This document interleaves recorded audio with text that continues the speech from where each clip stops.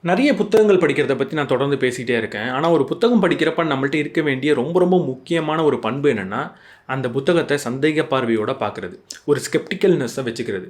ஒரு புத்தகத்தில ஒரு விஷயம் சொல்லியிருக்கு அப்படின்றதுனால மட்டுமே, அது கண்டிப்பா உண்மை அப்படின்னு நம்ம நம்பவே கூடாது.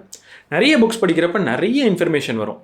ஸோ எல்லா இன்ஃபர்மேஷனையும் நம்ம சந்தேகப்பட்டுட்டு இருக்க முடியாது. ஸோ எல்லா இன்ஃபர்மேஷனையும் நம்ம எடுத்துக்கலாம். ஆனா, அப்படி வந்த நெறைய இன்ஃபர்மேஷன்ல ஒரு சில இன்ஃபர்மேஷன மட்டும் நம்ம ஒரு ஆக்ஷனா மாத்தி, நம்ம வாழ்க்கைய மாத்தணும்னு நெனைப்போம். ஒரு உதாரணத்துக்கு ஒரு இன்வெஸ்ட்மென்ட் பத்தி ஒரு புக் படிக்கிறேன்னா, அதில படிச்ச ஏதோ ஒரு ஐடியாவ யூஸ் பண்ணி நான் என் பணத்த இன்வெஸ்ட் பண்ணலாம்னு நெனைக்கிறப்போ, அங்க ஸ்கெப்டிக்கல்னஸ் அப்படின்றது ரொம்ப முக்கியம். ஸோ புத்தகத்தில சொல்லியிருக்கு இது கண்டிப்பா உண்மையா இருக்கும்னு நம்பாம, நம்மள்ட்ட இருக்கிற ஒரு மிகப்பெரிய புத்தகத்தில அத நம்ம செக் பண்ணி பார்க்கணும். அந்த புத்தகம் என்னன்னா, நம்மளோட எக்ஸ்பீரியன்ஸ் தான்.